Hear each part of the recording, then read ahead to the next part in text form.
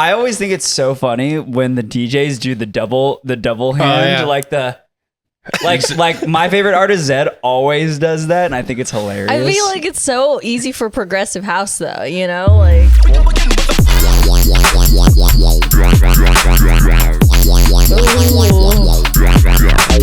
Because I'm so focused on the music, like I'm just like, okay, let me throw my arm up really quick and like let him know that I know the music's on beat. Bro, his next set, he's gonna be overthinking the fuck out of it. Dude, he's like, I put this arm up, do I put this arm up? Hey, you thought.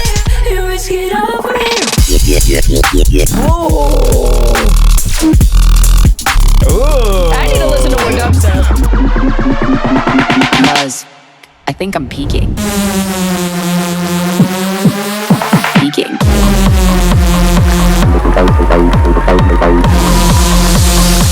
Welcome back to the I'm Peaking podcast. Question of the day.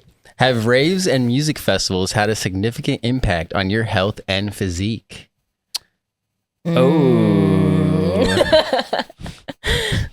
Well, I wanted to first ask you, Jordan, because we saw your 6-month gym transformation. I mean, not to say that that's attributed to, raving, but I mean, how would you say that, being, I guess, a DJ has affected your fitness journey? I mean, I made the transformation purely by raving, so if I can do it, anyone can do it. Really? No. Okay. I think, touring a lot heavily, it makes it hard to stay motivated and that's what we've heard. Eat clean. I mean, you can make it happen. You just have to make a little bit of extra effort, but sometimes you just need to get something quick or you need to get something junky, I guess. Yeah. But I think for like the first few years that I toured, it was like really hard for me to keep up with fitness and stuff. Like I've always had like an on and off relationship with the gym, but this year I really decided like it's time to make a change. So now I've been in a really good routine with the fitness and it's just been good. Yeah. That's awesome. Yeah, dude.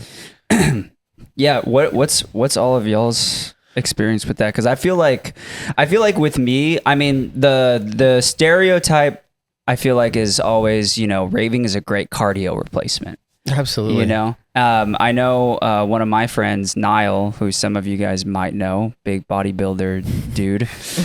We've had on the podcast very early on. He would post his like carousel photos from festivals, and the last slide would always be his steps that he got. And this guy actually competes. Like he like actually like competes. So I mean, I feel like it's definitely it's definitely good for your cardiovascular because you're walking around so much, you're dancing, you're not eating as much, which I would say is not really a good thing, but you are eating less. So a lot of people, tend to come out of the weekend, being skinnier or lighter. They hit their monthly cardio like on festival food or like the food at festivals and the food vendors is like a big majority of the reason I still go. I'm like, dude, I want a churro, some island nudes, and a freaking pizza. Like I love festival food. Yeah, and I are going for very different festival food. Dude, if freaking what's that hibachi place?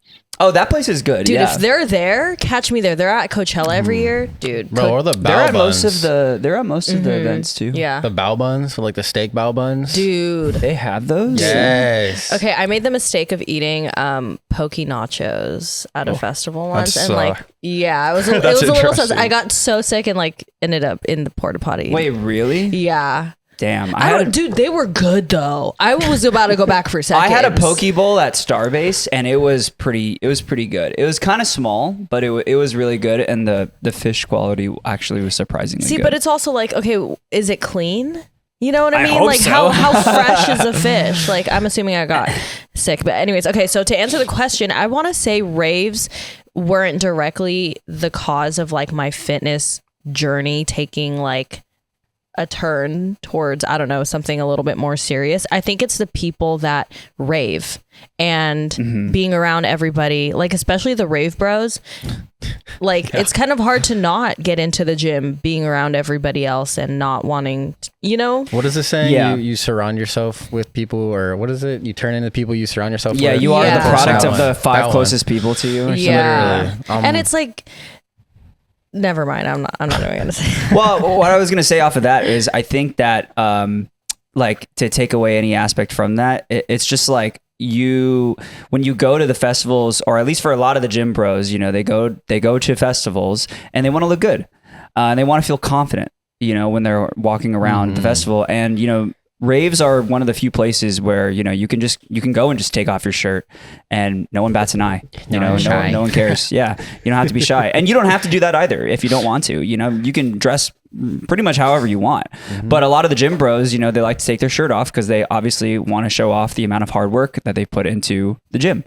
And so I think that in that sense, I feel like the raving then becomes like a motivating factor behind, staying fit and going to the gym, which I think is really cool. I feel like that's a really cool like side aspect that's like, it doesn't affect everyone necessarily, and it doesn't like put anyone down, but it's there if you want to access that. You know what I mean? Totally. I mean, I'm gonna be real. Similar to you, I was very off and on with the gym for a while. Yeah. And then I became friends with Devin, our other buddy Tristan, Isaiah, name dropping everybody, and they're all insane and they all look like bodybuilders. And here I am, a toothpick, like with them. I'm like, this is kind of weird. But they all motivated me and got me in the gym. And like, honestly, since then, like I have been gaining weight. He's made some gains. I saw your transformation. Thanks, guys. I'm trying. He has stretch marks. Yeah, but yeah, I mean, It's awesome. But ultimately, like, it's definitely helped with my confidence too, right? Like, shit. It was really similar for me too. Like when I moved to California, like I was telling you guys before, I live with Kyle and Lane, and they've been like huge motivators for me, like getting my health on track, and we all keep each other motivated. And it's just like, it's really nice to have people around who push you and you can just push each other. And like having that is so huge, because honestly, doing it by yourself, like it's definitely possible, but It's so hard. for me, I'm someone who I love to work out with my friends. It's like, it makes it more enjoyable. And like I said, just having the people to push you, it's like, I feel like the gains are a lot more substantial. 100%. I went to the gym like a month ago now, or like 3 weeks to a month ago now, with Lil Texas and Luca Lush and all of them. Those are my boys. And fucking Sam, Lil Texas, was like, we were doing hack squats, and like I haven't really done hack squats in a while. And I've just been like focusing a lot more on like slow controlled movements in the gym. And he's like putting 4 plates on the hack squats. He's like, he gets off. He's like, all right, Devin, you could do it.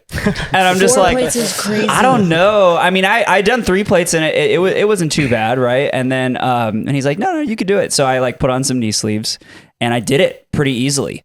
And I was like really shocked at like how easy, and like I got off and I'm like, wow, thanks. I would have never done it if like he hadn't been there to be like, dude, you could do that easy. Yeah. You know? I love that. It goes hand in hand with like not wanting to look like a bitch in front of your friends. Like, I'm being so real. Yeah.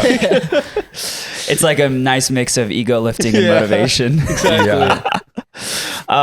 But yeah, no, I think it's a really cool thing that exists. I think that just raving, obviously, aside from all the other positives to it, I think it's a great cardio replacement. And I think, I think for any of you guys out there that are like motivated to get more in shape, like using raving as like a form or something to do that with is a great idea. So let us know what you guys think, though. Yeah, please. I'm very After like a curious. 5-day festival, or like if you go to Lost Lands for 5 days and then you're walking that entire time, like even I went to Lost Lands for 2 days this year and my legs were so sore afterwards. Like just the walking, like even that's just like, it'll get you. 100%. Yeah.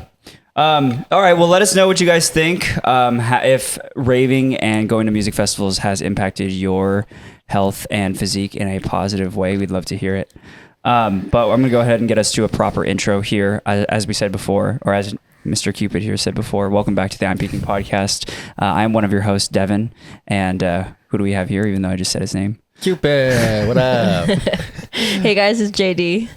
All right. Then I got a little intro for our guest here. So today on the I'm Peaking podcast, we've got a producer who's been quietly redefining the heavy bass underground. One flip and two cats at a time. More on that later. With releases on top dubstep labels like Disciple and Cyclops Recordings, I'd say this dude has been on an absolute tear recently, but it's more like a, wait for it, plow. He's played everywhere from Bass Canyon to Lost Lands, collaborating with names like Sisto and Riot 10, and garnering the respect of industry heavyweights like Excision, Subtronics, and Sudden Death. Originating from Vancouver with some of the nastiest SoundCloud flips I've ever heard, Jiqui, welcome to the podcast. Yay, Stoked to be here. That was good. All right, thank you. Very well The- written. The plow reference was good. You know what's so crazy is that like when because obviously like when I was making that, I was like looking up songs to like do a good pun with, and then I came across that one and I'm like, because I don't really listen to like that. I don't listen to dubstep like that as much. But I'm like, wow, I've heard this song so many times at like festivals being played out. And I'm just like, wow, like it's always funny to me because I'm just like, oh, wow, like that's what that song was, you know? I feel that. No, I appreciate it. Yeah, of course. So I'll get us on to our first topics here. Going back to the gym thing a little bit. What kind of EDM do you guys prefer to listen to when you're at the gym? To be honest, since I moved to California and like I work out with Kyle and Lane, we don't even listen to music. Do you know what? Dude, we literally talked about that. Is I was so like, funny what? because Gorilla T was on the podcast and he said the same exact thing. And I don't know if it's just because you guys are constantly listening to it. Would you say that's why? I mean, if I'm working out by myself, I don't listen to EDM at the gym. I usually listen to rap. But I think it's just because the three of us are all together and like we're just talking while we're working That's out. fair. I mean, fair. But there are some times where I'm like, yeah, I'd love to listen to some music right now. But when, like I said, like when I'm with my friends, it doesn't really matter to me. I don't need it. Yeah, I'm kind of the same way actually when I work out with my friends now that I think about it. I don't really have like my headphones on me. I have one friend in particular that I go with sometimes and he'll get like, he's in real estate. So he'll get calls like a million times throughout our workout. And so when he goes to take a call, then I put my headphones on. But yeah, usually like, yeah, we're just talking as well. Yeah. I'm like a one AirPod in type of girl. I can't do silence if I'm working out. I mean, majority of the time I'm working out alone, and like as a girl, I don't want to be approached. So even if there's nothing playing, I will still have my headphones in. Yeah, and what That makes gym sense. do you go to again? You're Like, I don't know if I want to say. no, not like okay. Is it like an apartment gym or is it I like? do sometimes work out at my apartment if I don't want to drive to the gym because my apartment has a pretty nice gym. But I just signed up for a new gym and I'm not going to say what it is don't say what it is. because Joey Swole goes to my gym. No way. Oh well, she Yeah. just gave away what gym she No, goes to. Joey Swole doesn't. He's sure? never posted. He's never posted that he's been at this gym. But he does live in my area.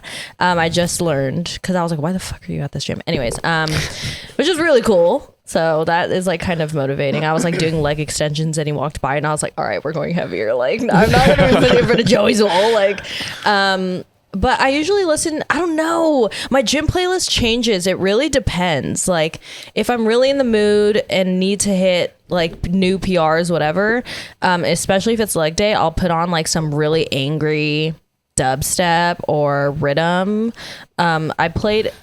I've overplayed at this point Excision's like 2018 Lost Land set. It's the only full set that's on Spotify that I can find because everything else is on SoundCloud. I overplayed all of Worship's live sets because then I got into drum and bass. Nice. But and I know this is not a good way, but like there's really nothing that beats like the female rage anger after like going through a breakup. So like sometimes I'll like go back through the playlist that I made like after I went through a breakup and just like really be like in my feels. Like I'm totally in like a very healthy relationship, but like it's really motivating to listen to that kind of music. I feel that. I definitely feel that. I feel like sad music definitely has its place at the gym sometimes. I've listened to some like melodic bass before, like at the gym. Yeah. And no, I feel exactly what you're saying on that too. There have been like some quotes that I go back to that were like said to me at one point in my life that I'm like, just make me angry. Well, I don't do it as much. I don't do it as much anymore. I feel like, because now I have a kind of a different stance on it, but now I kind of just like stuff that's faster. And to be honest, like, I mean, the usual drum and bass, like, some dubstep, some trap sometimes. Sometimes I have like rap come up as well. But I think like, honestly, if there's just a song that I'm listening to a lot at that time that I like just found, it doesn't really matter what genre it is. I'll just kind of play that sometimes. Like on a repeat? Just to have like something. Dude, same. I'm the type of person that I'll just like play it over and over and over and over again until I get tired of it. That's me. And it was like one really sad song. It's called Flowers by like Lauren something Smith. It's really sad, and I was in there hip thrusting to it. See, I went through my dubstep days in the gym. Honestly, for the last like 6 months, is strictly hard techno and hard style. I don't know what's going on. The melodic dubstep in me has left. I still have my Lenin tattoo, but it has left. So weird. It's called growing up. Yeah, it's called maturing. Yeah, I don't like it. Yeah. Trap has stayed with me though. Me wondering when Nand and Daniel will go. Actually, Daniel does kind of. Daniel does kind of like. Daniel actually does like other genres a little bit more. Yeah. Nand is the one who's like super opposed to it because he says his ADHD is just so bad that he can't. And I'm just like, I think that's an excuse. Grow up. I don't know. I mean, whatever. Man. I love you, Nand. But if you have any like gym playlist recommendations, please like personally DM me because my playlist is just so overplayed at this point. Or leave it in the comments. Yeah, leave it in the comments. And I'll Mm-hmm. actually read them this time maybe. You got to get on SoundCloud. That's where all the sets are. Facts. I did do the SoundCloud thing, and then I just got over everything I was listening to. I understand that. Have you heard I Hate Models? They're what is it? Is it Ultra? Or no? I think it might. Did he play it Ultra? I don't know, but techno, right? Yeah, he had a set, and I know because Michelle sent it to me like in the gym, and it's really good. Okay, send it to me. It's really SoundCloud? good. I gotta go find it. Yeah, Okay. I gotta find it. I think it's his Ultra set, but I could be wrong. He might not I think have I've even listened to played like Ultra. all of Worship's live sets. I've listened to all of Troy Boy's live sets because Troy Boy's my boy. We need to have Troy Boy on, please, please, Troy Boy. Trying to make that one happen for a while. But anyways, yeah, please leave comments. I would love to update my gym playlist. Switching gears now. So has improving your physique helped with your stamina at raves or Jordan on the decks? I mean, jumping around, waving my arms a little bit does feel like it did get a little bit easier. Like on stage jumping jacks. But I think more so than the physical aspect, it's more the mental health and mental aspect of it. It just has helped immensely with that. Just, with confidence, self-esteem, just like overall feeling well. That's like probably one of the biggest differences for me personally. I mean, obviously there's like the physical difference, but for me, the mental side of things is what just is one of the biggest changes that I like the most. Yeah, 100%. Random question too on that. Like, are there ever any like specific dance moves that you break out when you're on stage? Yeah, like what's your go-to? I was just thinking about this the other day. Like I was watching back videos from my sets and I just always put my arm up like this and I'm going like this. Dude, the classic. The classic. Like I always have just one finger up like this and I'm just like pumping to the beat. Like that's like good. Every video, if you look at my camera roll, my arm is just up like this. I mean, that's good because I always think it's so funny when the DJs do the double hand, like my favorite artist Zed always does that, and I think it's hilarious. I feel like it's so easy for progressive house though, like Well, the other thing I noticed too is like I have in my sets like 4 or 5 house songs, and then in the videos, as soon as the house songs are on, both arms are up. Oh, so maybe it's just a house thing. Maybe it's a house thing, yeah. Because the reason it's so funny to me is because it's so like, oh, I'm so happy. Yeah. You know what I mean? Like, That's funny. yeah. I also asked the question because Night Hearts just happened at the time of this recording, and one of my favorite artists right now is Star Drunk 95, and he's like, there are videos of him just like full on doing a whole like shuffling routine on stage, like during his set, and I think that was so awesome. Yeah, I've seen lots of clips. I'm not super familiar with Star Drunk 95, but I've been seeing a lot more clips, and he just has a great energy on stage. Yeah, he does. I love how he also goes like all out on his like fits and Yeah, stuff I've too. noticed that. Yeah, and I think it speaks a lot to his music too, because I feel like his music is very like, it kind of like it just reminds me of like those old school like video games, like the snowboarding ones, or like kind of based in like some of them are based in Japan or whatever, which I think he has even I don't know if he said it, but like I know one of his posts was like showing like he drew some inspiration from that. So but yeah, I think it's really, I think his taste is super eclectic, and I think he's a great artist. But yeah.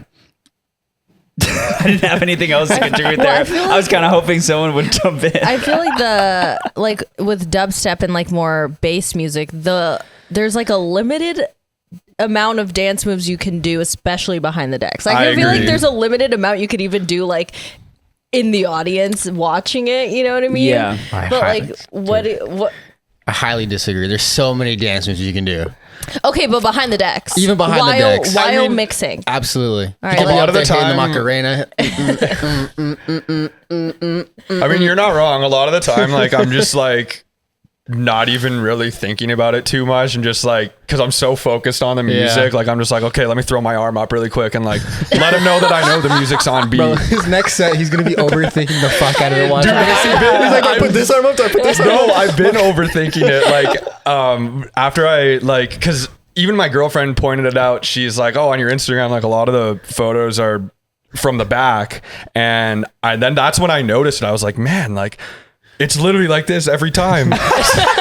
That's your default when you like have nothing, when you're just like in the zone. Yeah. And you're not like Yeah. thinking of anything else. So if you ever see me not doing that, it means I'm not in the zone.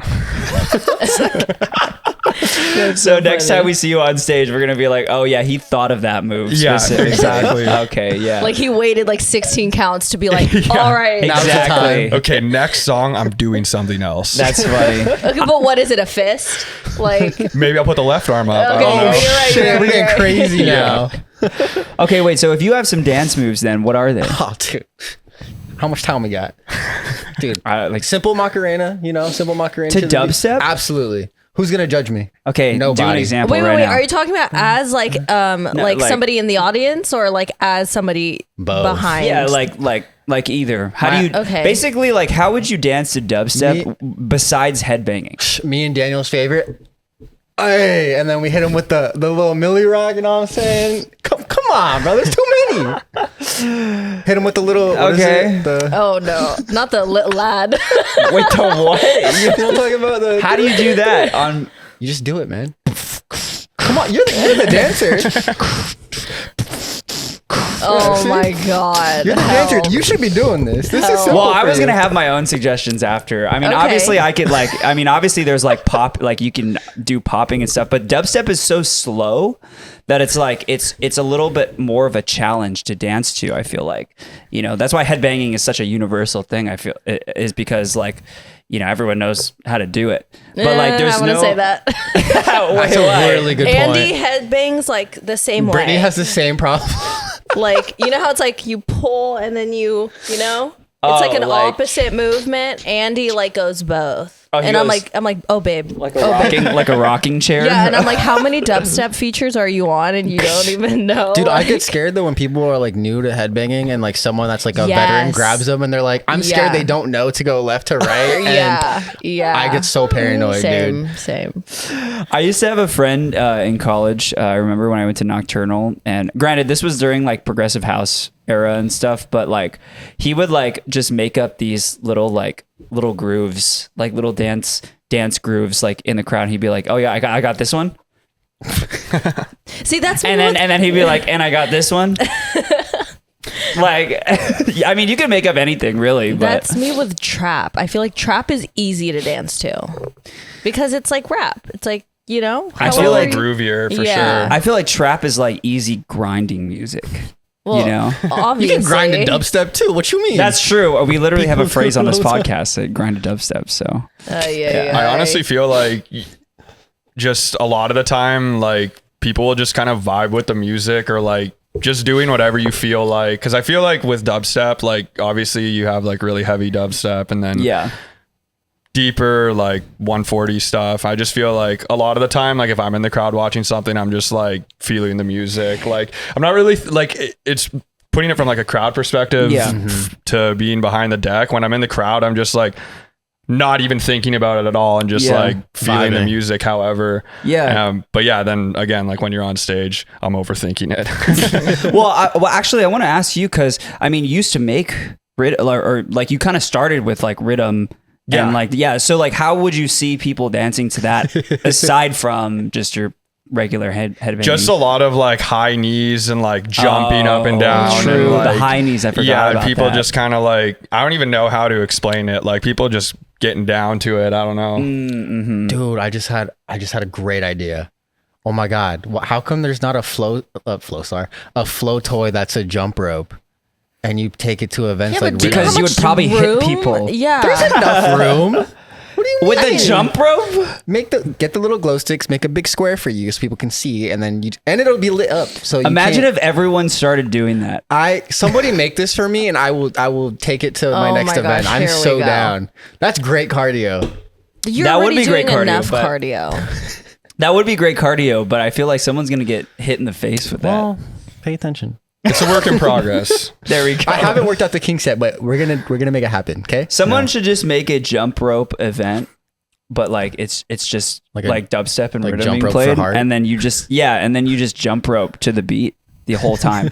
I'm down. Okay, wait. It's like I a have good a cardio. question when it comes to like doing your sets or kind of, I don't even know the correct terminology, but let's say you're in the middle of a set, whatever, you see the energy die down. Like there's not a lot of people dancing anymore. Maybe they're tired. I don't know.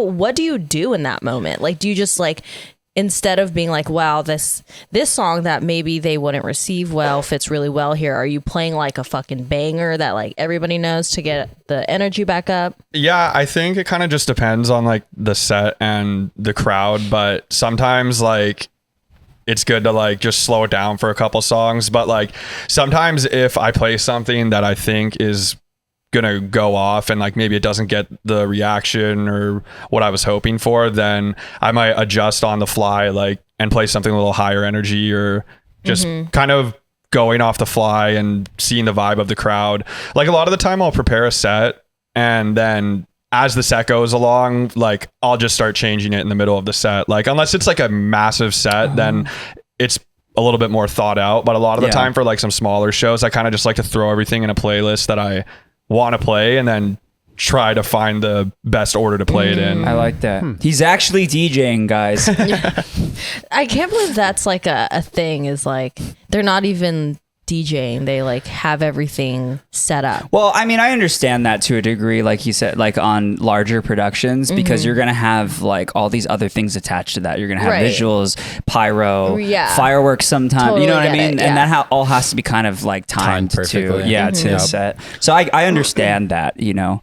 But but that's cool. That's, I mean, honestly, like I think that's a good way to keep it fresh, and it also keeps things fresh for you too. You know. Yeah, I mean, usually if I play like an after party or something, I don't think about it at all. Like I just go in there and just play like whatever I'm feeling.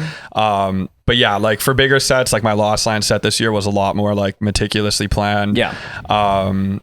And yeah, like festival sets, I generally plan a little bit more, but club shows or more intimate shows, I always just feel like the less the set is planned, the higher the energy can be sometimes 100%. because then you're just fully going off of the crowd. Yeah. Yep. Exactly. Yeah. You're creating the energy yourself. Yeah, totally. Yeah. What do you prefer? festivals or more I mean, clubs? there's just something about playing like a big festival stage that just feels really awesome. Yeah. But there's just something about like a small intimate crowd where the energy is just like on 100 and you can just feel like every person in the room is having a blast, and they're different. It's hard to compare the two, but if I had to pick, like I generally do really prefer high energy, more intimate crowds. But Oh, that's awesome. it's not to say that I don't enjoy playing on big festival stages. Like I'm always very stoked to do that too. But yeah, I just like the intimate like vibe. It's just, Hell yeah. it's fun. It's awesome. All right, so we heard that you have some music for us. Well, I'd hope, right? We'd love to he hear. has some Luckily, music. I have some. But yeah, this is a new collab with Must Die that I'm really stoked about. I love Must Die. Hell yeah. He's such a great dude. I just love him. Yeah. What He's been like such a influence on my music and just a great friend. And I just, I had to just say I appreciate him a lot. Yeah. He's the best. What kind of music would this be under, or fall? Like what kind of Dubstep. genre? Okay. Yeah. Okay. Let's go. So hopefully this will play.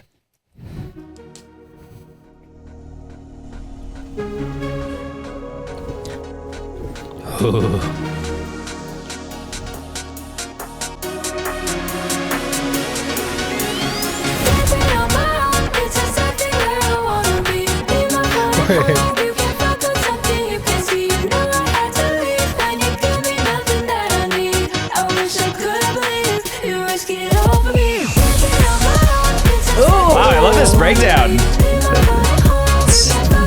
So cute and fun. Nah, it makes me feel like a bad bitch. Different interpretations, I guess. Oh, that part makes me feel like a bad bitch.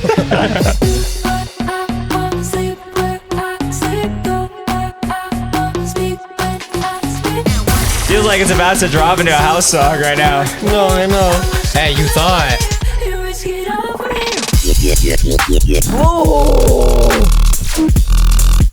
Ooh. I need to listen to more dubstep.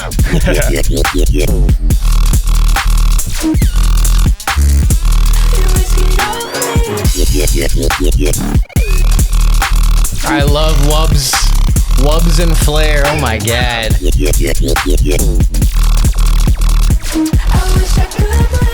Yeah, that's all I can show of it Wow. That was so sick. good. That was Thank you. awesome. Dang, not right now. gonna Very, lie. very stoked for that one. What were like some of the other influence? There was like a lot of, I feel like there's so many elements in there that were like kind of hybrids of other genres. Yeah, he was telling me he used to be a pop writer. Okay, and, yeah. His melodic stuff is just very, very sick, and so it's been cool to work on this one with him. Yeah, I could definitely see that. Even in the drop too, like, I mean, it's not quite like trap, but like it almost feels like similar speed For sure. I guess, in a way. Yeah. It's yeah, I'm just really stoked on that one. Yeah. I love you should be. working with him. We have another collab that we put out like I think it was a couple years ago now. And he just randomly sent me the idea, and it was originally just like a drop. Or no, there was a bit of an intro too, and there was like a different vocal that we couldn't get cleared. Yeah. And he sent it to me right away, and I was like, yeah, I want to hop on this one. And then we've just been working on it since. Hell yeah.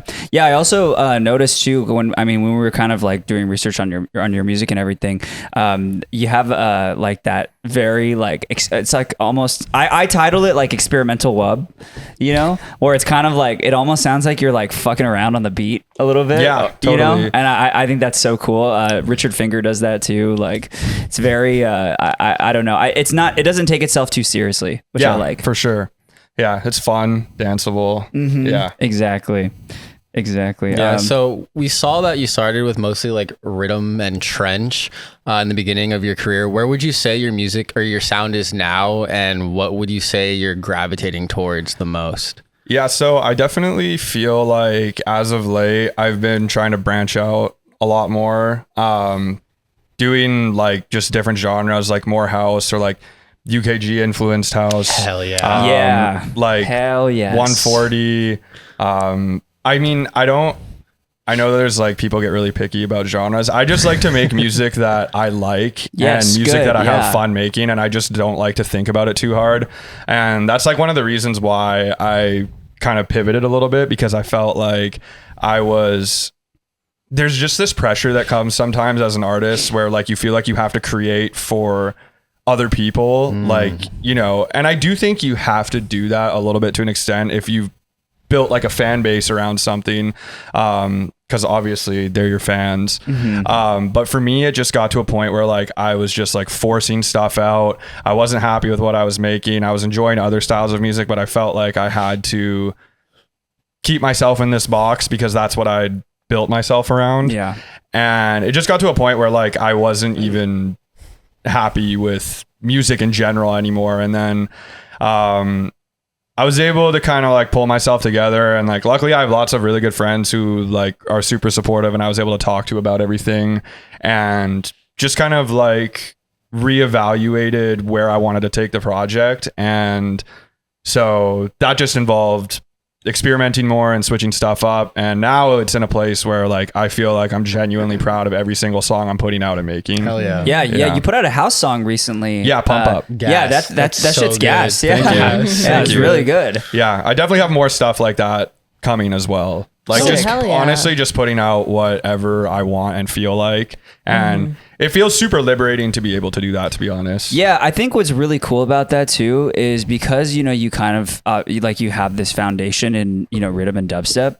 It's kind of like you have something fresh to bring Totally. to like if you do decide to start making some house stuff, like you can incorporate some things from those genres in with whatever it is that you're making. And I mean, that is literally the recipe for creativity right there, right? Totally. Which is just like combining things together and making something completely new. Yeah, I agree. It's I feel like there's always this saying that like dubstep producers make really good house, and I feel like anytime I hear like a dubstep producer make house, I always love it. Yeah, I would agree. We just had a Velo on not too long ago, and he has a song coming out with Zella, and it's got it's a dubstep song, but it's got a house drop in it. Okay. And it's really cool. I mean, like I love seeing those two things cross over. Totally. I think it needs to happen more, if anything. 100%. Yeah. And just on that note too, like, so, I mean, obviously since you're so like deep into the dubstep space, even though, you know, you are starting to experiment more, because I feel like dubstep is getting more and more saturated these days. So what would you say is something that sets kind of your sound apart, in that market? And, like, where do you think dubstep is headed currently? Okay, so for the first part of that, I've never felt like I've had like a sound, I guess. I would say I have more of like a style or like a swagger to my music that I feel is unique to my music. But a lot of people always tell me like, oh, I can tell when it's a Jiqui song. Like I can tell right away. And Compliment. For me, I can't tell that. Like I don't feel like I can. And for me, it's more the style and like the flow and stuff. But I think that's for me, like that's what sets it apart for me is I just like very bouncy and fun music. Like not trying to necessarily make something super heavy or energetic. Like I just like to kind of make stuff that I like to listen to, which is again, like bouncy, swaggy stuff that you can just groove to. And as for where I see dubstep heading, I think in just like all aspects of that, it's all just going towards more fun, danceable music. Like that's what I'm hearing the most of right now, and I love it. It just feels like the fun and the bounce is getting brought back into it rather than just like the heaviest possible thing. I mean, and that's still out there, of course, and there are people who do that great, and it's great.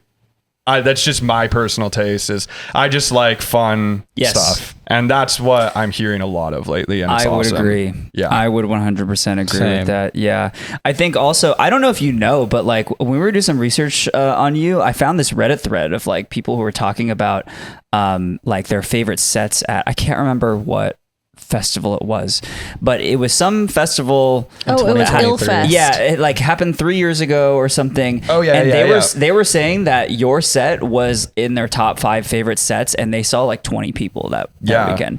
I love to hear that. And so like and so just hearing you talk about it, I can tell that you're very authentic with like, you know, like even you just saying too, you're like, I just like to make shit that I like. Yeah. You know, and I feel like that is such a good approach as an artist, especially in like, you know, an artist that's like coming up, you know, to remain authentic to that, because I think it's so easy to get caught up, obviously, in like, well, what's doing really well right now, what's like popular. For sure, it's definitely been like a bit of an adjustment for me because, I mean, I literally posted something about this on my Instagram today, but I know a lot of people like I said, I've built a fan base around like Riddim and I guess heavier stuff.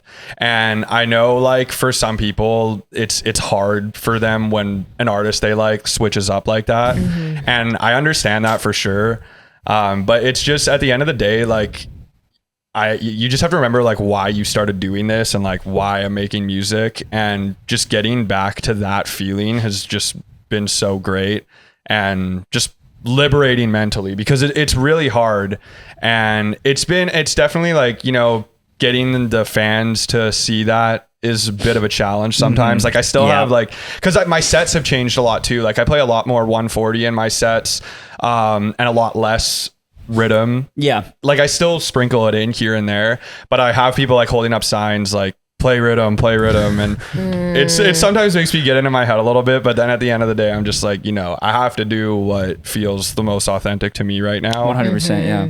Whether it's that, something else, or, you know, whatever the case is. And there's still a way I think that you can, you know, obviously do that totally, and still like, you know, be able to make those people happy as well. Exactly. You know, that's like the fun, that's the fun in it, you know, is you can like put whatever, you could put a bunch of different styles in one set. Yeah. You know, it's like, I love the people who work in like, you know, like genres that you wouldn't normally think of at like, for example, Jan and I were at Day Trip, and, you know, like some of the artists were working in like drum and bass into their sets at a house event, you know, or like techno or, you know, whatever. And so I think it's awesome to like have a combination of all of that in there. I know all the big artists do that too at like when they play Kinetic Field at EDC, you know, you got like people playing a wide array of different genres. So yeah, I like to make like the moments in like, you know, it's been a bit of a learning curve for sure, like, you know, figuring out where to put what in the set. And so I just feel like putting those like playing like a double drop at a point, like when people aren't expecting it, like I just noticed the energy goes up a lot. So it's been a lot of trial and error, like figuring out where to put what in the set, but it's been rewarding at the same time too. It's awesome. Hell yeah. So as we were also stalking, we saw that a lot of your cover art on the songs that you put out have cats on it. Yes. Are those your cats? No, I'm just an avid cat enthusiast. Okay, wait, I love that. That's I even love funnier. that. Wait, because I thought they were like maybe your cats. I do have a cat back at my parents' house, but we just, when we were switching up like the artwork style and stuff, we were like, okay, what do you love? Cats. That's Hell why they're on the That's artwork. awesome. Yeah. So they're there to stay for now. I don't know. Never take them out, please. Yeah. I really. A lot of people like Yeah. them, and I like them too. And so it's just funny, like the artist who does all the artwork, we kind of just give her the ideas and just kind of are like, incorporate the cats. She does a great job every time. No, She my kills it gosh. every single I time. feel like if the cats ever get shuffled out from being like the main thing on your artwork, you should still have them incorporated in some way, like a little Easter egg. Totally. I feel like you have all this room to like create some lore. Yeah, no, around exactly. them. I mean, that's like, you know, when I started this project, like I started this project when I was like 13 years old, and like I don't even know what Jiqui means. I was going to ask you that. That was actually one of my questions. Well, one of my friends I was just like, what should I call this? And he just said Jiqui, and I was like, okay, cool. And then obviously I'm like 13, 14. I have no idea what I'm doing. And then, you know, I started making music, stopped for a couple years because I was in high school. I used to play basketball too, and I was taking basketball seriously. And then after I went to a festival for the first time, I was like, okay, I'm getting back into music. And then I started to gain traction on my project, and things started to kind of take off a little bit. And it's hard when I had no idea what I was doing. So trying to figure out like the branding and everything has always been a bit of a challenge for me. But we just kind of decided like, why don't we just make the brand you? And that's made it so much easier for me. Like, not even just from like a cover art standpoint, like, just showing my face on social media and stuff. It's just so much easier to do it that way. And because I've done a few different things throughout the course of Jiqui. Like if you go look at all my old stuff, like you'll see how it's like changed throughout the years. But right now it feels like it's in the best place it's been. And it's just so much easier to just be yourself, like for your brand. Yeah, you don't get exhausted like having to play another character. It's the authenticity thing. Yeah, totally. Yeah, and just that's like just another thing that's been like super liberating about like pivoting and stuff, just getting like the branding more dialed. And I feel like it's just getting more and more dialed like as time goes on, and just figuring out different things like we can do with it. So you said you started this project when you were 13 or 14. Has it always been EDM? Yeah. Really? So wow. basically, so cool. like one night, same friend who helped me came up with the name. I was at his house, and then he just showed me like UKF, and I just went down the dubstep rabbit hole. And literally like the next day, I had my mom's laptop. I downloaded legally a copy of FL Studio and started messing around on it and watching YouTube videos. And then it was just That's like instant awesome. love. That's awesome. Who'd you start with? FL Studio. Oh no, like who what artists? Who did I start with? Like a lot of Flux Pavilion. Nice. Like a lot. Skrillex. Obviously, that was right around the time when Scary Monsters came out. 16-bit. Snarebox. It's like an old project. I'm trying to remember. I know Snarebox is somebody. I want to say it was Schism and somebody else. I can't remember off the top of my head, but there's like a bunch of old songs on UKF from Snarebox that like I always felt never got enough love. Specifically Bounce, such a banger. But yeah, just so like a lot of the people that were on like UKF around that time is just what I was listening to like all day, every day. sick. Yeah. Started with a lot of those too. Yeah. There's a lot more that I can't even think of, but I was like literally like when I found out about dubstep, I was literally listening to every kind of possible dubstep that I could get in my ears. Like I was just so obsessed with it. Yeah. Oh, That's yeah. awesome. Yeah, oh wait, no, you had something. What were you gonna? No, I was gonna ask. So you've mentioned a friend twice now when you were 13, 14 for probably the reason why you're making music. Are you still friends with that friend to this day? I'm curious. We don't really talk much anymore, but like if we saw each other, like It's like yesterday. it's not like anything ever happened, Yeah. We were just 13 and now Those are we're the just, best ones. Yeah. And he's like, Yeah. I remember when we were 13 and I said Jiqui, and look at you now. Now you're a DJ. Yeah. No, yeah, we don't really like keep in contact, but like I said, like it's not like we're not friends. Yeah. I feel you. So you recently played at Los Angeles, and Yes. then you recently just came back from Shanghai. And I was really curious. You're also from Canada, and I know crowds can be different on the East Coast, West Coast, North, South. But how was the crowd in Shanghai? The crowds in China were just like, I've heard a lot about the energy in China, and like playing there, it definitely kind of lived up to what I'd heard about it. Like there's this one video, like I can show you guys after, of this guy. He like picked up the rail and was like putting it above his head like this, and then brought it over to the other side of the stage, and then they were all grabbing it and like going like this with it. Wait, Robert, can we include this clip in the video? Yeah. I would. Yeah. Send that over to me. Yeah, for sure. I will have our editor put it in. And it was the crowd energy was just great. Like they're all just going so hard, and like I didn't know how strong my fan base was in China. Like, I mean, obviously going over there, I knew that I had a strong enough fan base to go over there, but like actually getting to meet all my fans over there, and they're just so like grateful, thankful to meet me, and like people had pictures of me printed out to sign for them. Wow. Somebody gave, or it's over there on my bag, somebody gave me an OTT keychain, which is a plug-in for music. I think that's one of the coolest things somebody's ever given me. Like it's and yeah, it was just honestly like it was one of the coolest experiences ever. That's awesome. But yeah, I played 2 shows. I played one in Shanghai and one in Guangzhou. And then after Guangzhou, I went to Hong Kong and stayed there for 3 days. And so I was there for like 10 days. And it was, you know, getting to go there for music was awesome. And just getting to go over to Asia for the first time was also just a really cool experience. So safe to say you will be back. Yes, I hope so.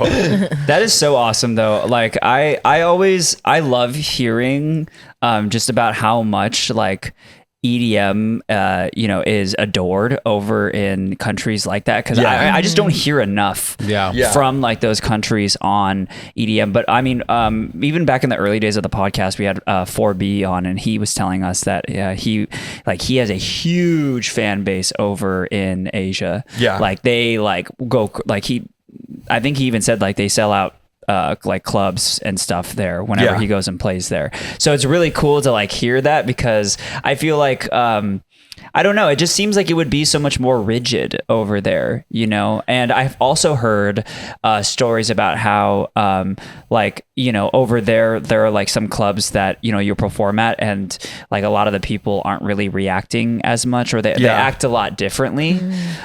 So, and it sounds like that's not what you that's not what I experienced. Like it was honestly, the energy from start to finish in both sets was just like super high. And it was interesting because the first show that I played in Shanghai was a lot more of an intimate show, like kind of what I was talking about earlier, like super low ceiling. Like you'll see when I show you the video, like super low ceilings. It was almost a bit of a 360 vibe, and the energy was great. And then the second show I played was actually with Ray Volpe, and it was in a much bigger venue, like probably 1,000-1,200 cap, and like way bigger production, like huge roof, and the energy was about the same in that show too. Like you could just feel it, even though the stage was like really far back. So it was really sick.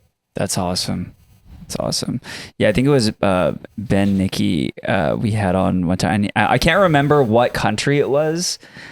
I want to say it was like near kind of where Indonesia is, but I don't quote me on that.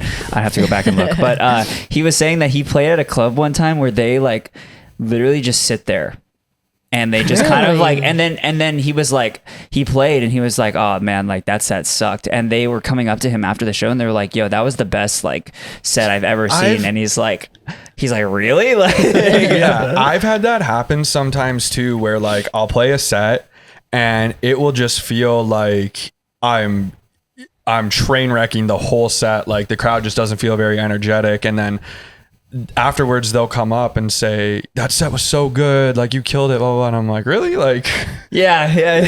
I just, and anytime that happens, like I try to remember like that a lot of the sets that I've had the most fun at, like I've barely moved at. Like sometimes like I'll just be sitting there just enjoying the music so much that I'm like just kind of like moving back and forth a little bit, not going super hard, and I'll remember those sets like forever. And it's sometimes like hard, you know, not seeing like the energy from behind the booth, but yeah, I try to remember that like you don't have to be like going insane to be having a good time. But I mean, you know, it obviously is very nice to see that. Yeah, they're probably older ravers just chilling. You know? Yeah, happens all the time. Sit. Right? I love a good sit. Oh, it's necessary. A little sit and just a nod. Yeah, during the set. You're having the best time of your life. All right, well, we're almost at the end of the segment, so we'd love to hear the other track that you had prepared for us. If you want to give us a little context on that before I start plugging Patreon and all the shows you got coming up. So this one is coming out, well, I guess by the time this airs it will be out, but this is off my new EP. It's called Pressure Point. It's the first track off the EP. This is the first song I wrote when I decided I wanted to do a new EP, and this EP is basically just kind of a showcase of the new direction of the project. What's the EP is called Pressure Point? The EP is called Hot Fix EP, and then this song is called Pressure Point. Got it. Okay. But yes, dubstep. Gotcha. Yes. Wake us up.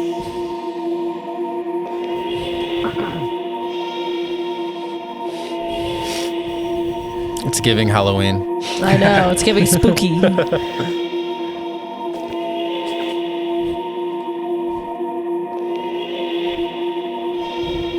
Like every great artist, I want to create an indisputable masterpiece once in my lifetime.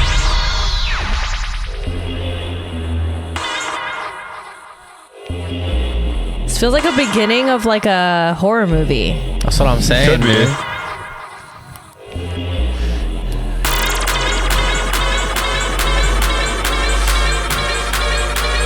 And all the shots are like speeding up now, so like it's just a collage of like You're running. terrifying shit. Yeah.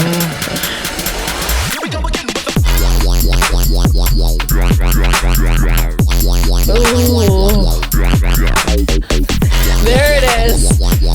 That fucking hitting the around on the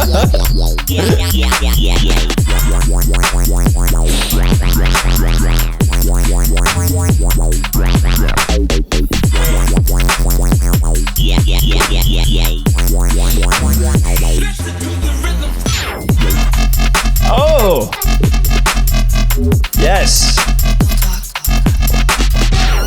It's so vibey. Yeah, I'm definitely hearing the more like dancey. Yeah, You know? I love it.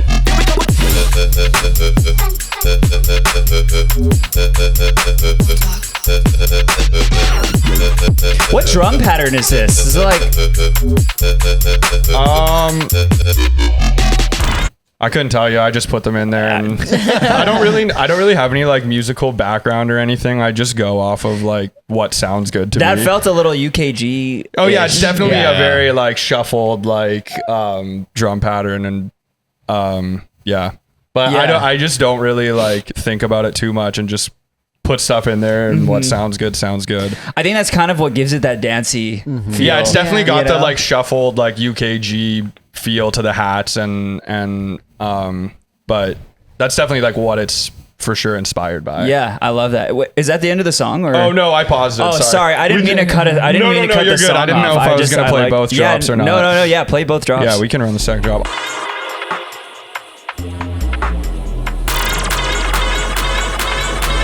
Is the second drop the same or is it a little different? It's different. All right, Robert, please include both the drops. Thank you.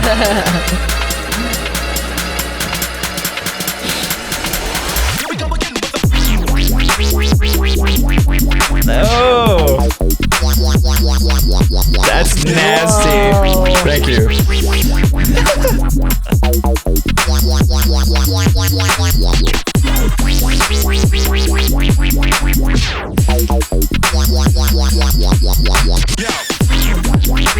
Oh, I love how fun it is.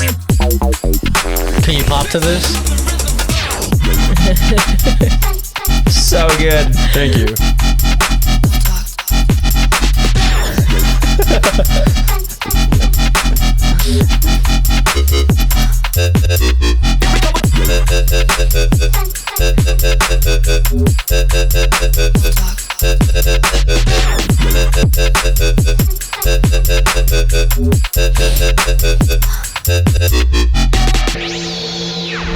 But yeah.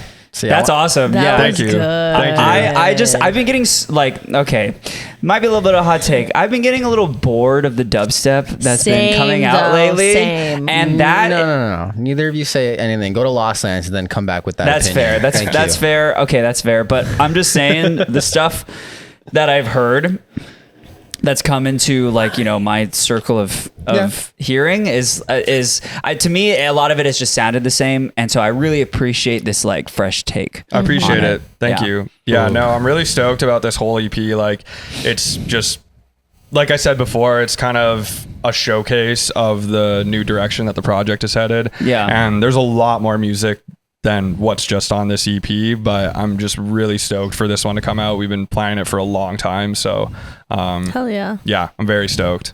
We're I stoked love for that. you, man. Thank you. Shit, awesome. Thank you. yeah. And on that note too, since we are at the end of the episode here, we're gonna go ahead and wrap it up. But is there any other like shows you have coming up, or anything else that you want to plug? Obviously the EP, but Yeah, I have some like shows here and there throughout the fall. I've got some coming up that I can't talk about yet. What's my next show? My next show is in Michigan on Halloween, which will be Nice. fun. Okay. And then I have a show in San Diego on November 15th. cool. Oh, I don't think I was supposed to say that yet. That's Okay, fine. Robert. Yeah, you might have to bleep that. Sorry. Actually, no, it should be fine. Okay. By the time this comes out, it should be okay. announced. It'll be at the end of the month, end of this month. The episode. You know what? It's okay. and then I have some other stuff Robert's throughout like, November yes. and December. I'm playing in Hawaii in December with yeah. company. Oh, nice. That'll be Okay. sick. Yeah, my parents are coming to that, so we're gonna Oh, stay in Hawaii for yay. like a week. If you need It's any awesome. itinerary, Cool. I got you. I used Sick. to live out there. Oh, sick! Hell Yeah. yeah. But yeah, just have a bunch like in different places throughout the fall and winter. Yeah. Is there any new music aside from the EP that's coming out? Then yes, but I can't talk about it. Yeah, Got That's it. all we yes, need to hear. gotcha. Yes. there is a lot of new music on the way. Like Cool. a Sick. lot. So be on the lookout. You can't talk about it, but be on the lookout. Right. You have to be paying attention. Yeah, and Exactly. obviously, where can people find you? Like on social media and stuff. Anywhere, Instagram, TikTok, Twitter, X. I don't guessing know. Jiqui I don't on really use everything. it too much. Yeah, Jiqui music. Gotcha. Or no, Jiqui official. I don't know. One or the other. He'll pop up. I Yeah. don't think there's a lot of Jiquis Yeah, there's not many out Jiquis there. out there. Just search Jiqui, I don't yo. think there is. You should be able to find There's like it. 67. Well, we are at the end of the episode. So if you didn't already know, we are gonna hop over to the Patreon right now. We do have a Patreon where we go and do bonus content over there. So we're probably gonna go listen to some tunes over there right now. I do have while something this. Jan some is on the tea. episode, so which I means have there some will be tea. some chisme over there. And Devin's a part of it. I am. Yes. Oh. That's all we gotta say. That's all we gotta say. Trouble. So there you go. I guess more of a reason to go over and check Yeah. it out. We also have exclusive playlists over there. We do early access to all of our episodes. We also do priority Q&A for the main episodes. So lots to check out over there. Definitely go and take a look. It's also the best way to support us. And for all our patrons, we are super, super thankful for you guys. I'll have all of your names on screen right now. But aside from that, even if you don't support the Patreon, we still love you. And thank you guys so much for tuning in. We'll see you soon. Goodbye. See you on Thanks the for bonus. having me. Yeah. Thank you also to Jordan for coming through. We'll see you guys over on the bonus. Bye.